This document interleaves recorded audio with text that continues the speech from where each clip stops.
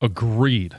And load management in the NBA has driven me nuts ever since it became part of how teams operate throughout the course of the season. It never used to be a thing. And you can't say, well, it's more physical now. It's not. Look at the games that Jordan played against the Pistons. Look at how the NBA was officiated then versus now. It was much more physical. It was a brutal sport. And now there's little to no defense, little to no contact, unless you hit the ground because you're flopping. Like, that's the biggest contact that they have in NBA games right now. And I do agree with the fact that it is an entertainment business. You're getting paid exorbitant amounts of money. And you're telling me you can't go because you're tired? I don't think it's that they can't go because they're tired. I think it's strategic. I think it's work smarter, not harder. They want to have them playing their best ball at the end of the season. Then the NBA needs to play less games. I mean, maybe that is the answer. Well, it's not going to happen, but they played 82 back then. They play 82 now. Yeah, but the argument is, as we get smarter, we want to play strategically. And while you're doing a disservice to your fans, which no fan's going to want to hear, their ultimate goal is to win as many games as possible and to position themselves as best to win the NBA championship. So if I got to sit a veteran player on a back-to-back in February to keep him fresh and playing his best at the end of the year, I mean, Jordan sounds like an old man in that clip. Well, he didn't have to, but that's not what we do anymore. We are smarter about it now. I hate cool, that you were argument. tougher. He was tougher. If that's what you want me to say, he was tougher. Doesn't mean it was smarter. I mean, one of the reasons why we separate Jordan from LeBron is because Jordan wanted to go out there every single night and prove that he was the best player. I think another way we separate him is LeBron's career is much longer. And I wonder if it has something to do with the fact that you get more out of your career when you take a Tuesday off here or there. Well, yeah, but also Jordan stepped away. Well, yes. He could have still played. He decided to go play baseball for a little bit.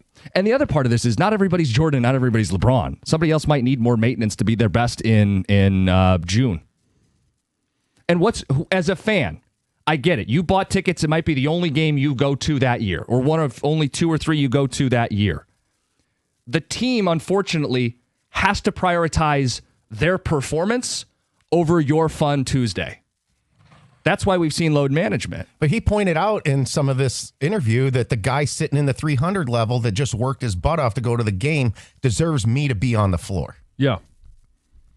Right, but the team don't agree with that. No, the team is not worried about the guy in the 300 section. I hate to break this. Nice. No, I hate to break it to that guy. Well, like, I'm not saying it's right or though. wrong, but the team is more concerned about the performance of their players, not making every single fan happy. And I'll ask you as a fan, would you rather them make you happy today or run the organization in the way they think is best to win the championship? If I buy tickets for my family and take them to the game, I want to see Cade Cunningham play. Yeah. And whatever happens, happens. Because you're trying to control something. Let it play out, okay?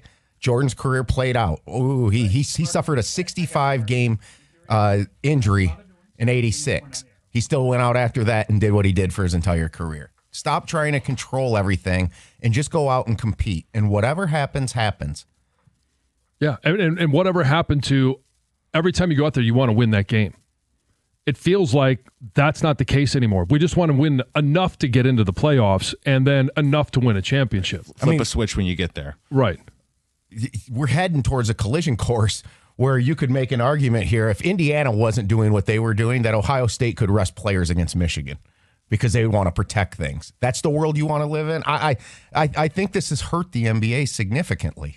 Oh, I think it has. I agree with that. Yeah. Like if Steph or LeBron's not playing and you bought that ticket at LCA for your 10-year-old, dude, it sucks. What do you say to them? How does that that makes them not a fan? Yeah. Right. And these players are making this amount of money because fans buy tickets, fans buy gear, fans watch on TV. And so I do think there's a responsibility to actually go out and play. Oh, I'm not saying it's right for the fans. I'm not saying it's right for the game. But as an individual team, you make decisions on how to get your guys to the finish line playing their best, freshest basketball. That's where it comes from. It's not like the teams are setting out to do this intentionally to screw over the fans. It's a strategy, right? Well, you just said that no, the team doesn't care about the fan in the 300 level. You have to prioritize. So you are screwing over the fan. Well, what's more important?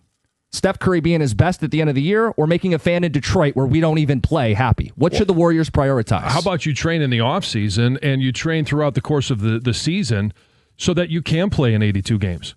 So that you prepare, like you're making enough money. It's not that he can't, which is what I said at the start of this. Steph can play in every single game. Physically could play in every single game. If I run the Golden State Warriors, do I give a hill of beans whether a fan of Detroit gets to see Steph Curry in our only meeting? That matters zero to me if I'm the Golden State Warriors. What's more important is, hey, Steph didn't roll an ankle that day.